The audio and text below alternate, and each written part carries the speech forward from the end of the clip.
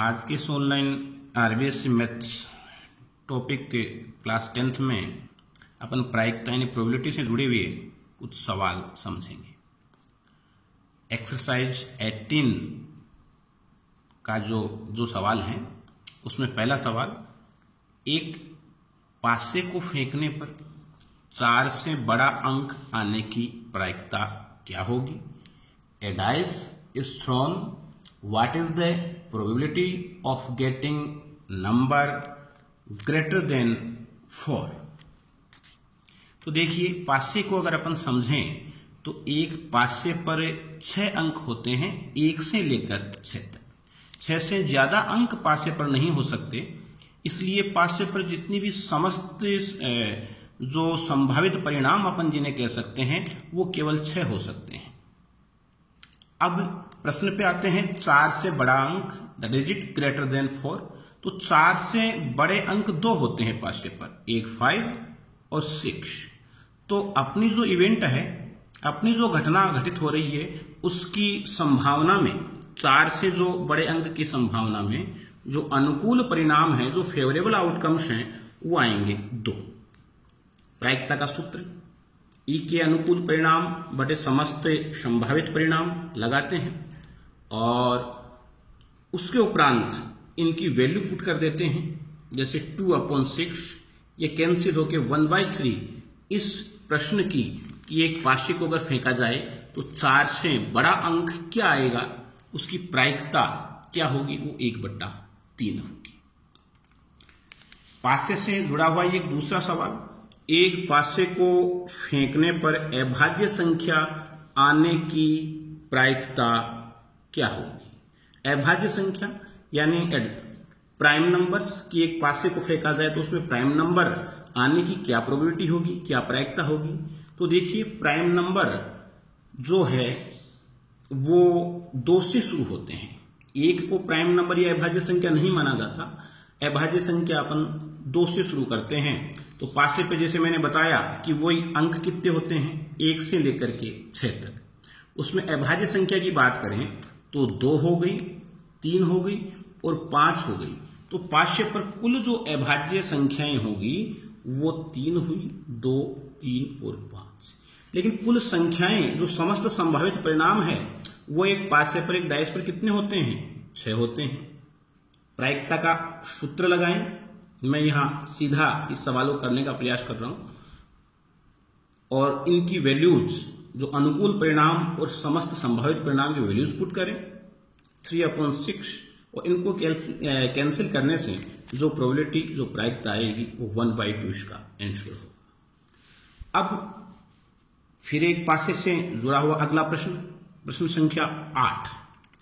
एक पासे को 2 बार उछाला जाता है, इसकी क्या प्रायिकता है कि उन संख्याओं का योग 9 होगा?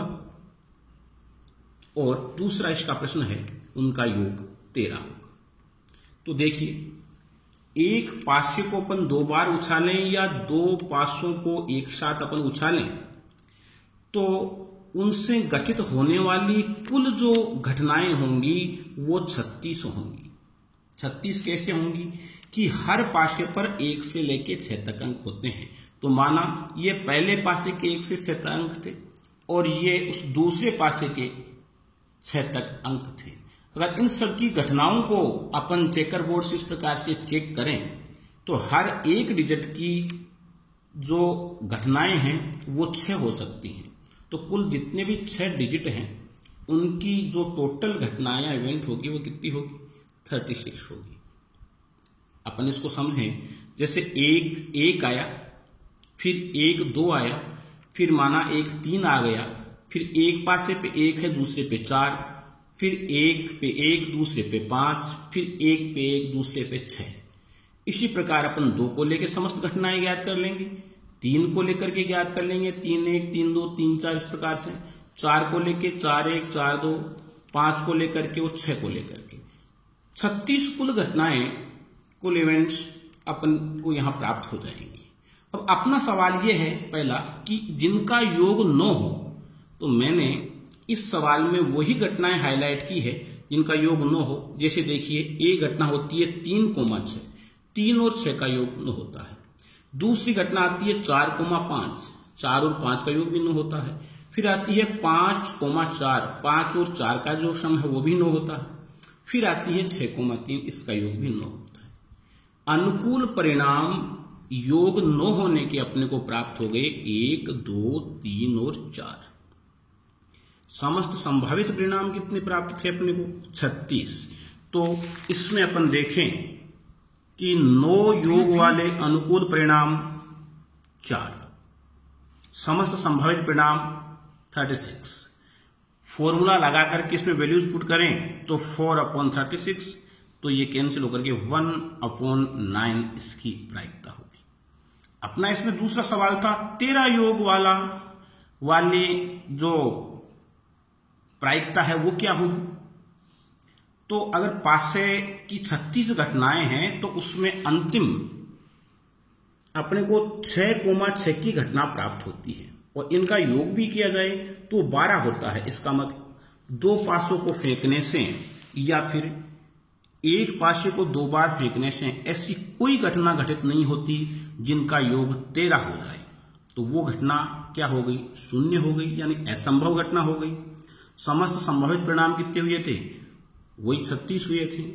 तो प्रायिकता के सूत्र में मान रखने पे वही 0/36 यानी शून्य, यानी ये असंभव घटना हो गई। ऐसी कोई घटना घटित ही नहीं होगी जिसमें 2 पासों को फेंकने पर या एक पासे को 2 बार फेंकने पर जो अंक आते हैं उनका योग 13 हो, 13 हो। अगला सवाल, यदि PA बराबर 0.65 गिवन है, दिया हुआ है, तो PA नोट की क्या पॉसिबिलिटी होगी? तो PA नोट का फॉर्मूला कल मैंने बताया था 1 माइनस PA या PE। 1 में से 0.65 गिवन है, उसको यदि लेस करते हैं तो PA नोट की जो वैल्यू आएगी 0.35।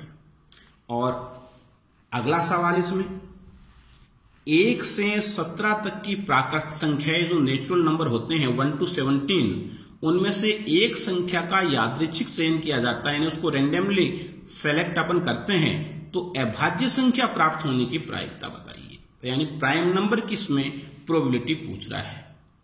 1 से लेके 17 में प्राइम नंबर कौन कौन से होते हैं? देखिए मैंने राउंड कर रखे हैं 2, 3, 5, 7, 11, 13, 17। तो अनुकूल परिणाम या फेवरेबल आउटकम जो प्राइम नंबर होने के हैं, जो अभाज्य संख्या होने के हैं, वो हो गए 7। और समस्त संभावित परिणाम ऑल पॉसिबल आउटकम्स जो होते हैं वो संख्याएं अपने पास 1 से 17 है, तो वो 17 हो गई। प्रायिकता के सूत्र में प्रोबेबिलिटी के फॉर्मूले अगर वैल्यूज पुट करें तो 7/17 इसकी प्रोबेबिलिटी होगी। तो ये प्रायिकता से जुड़े हुए सवाल थे।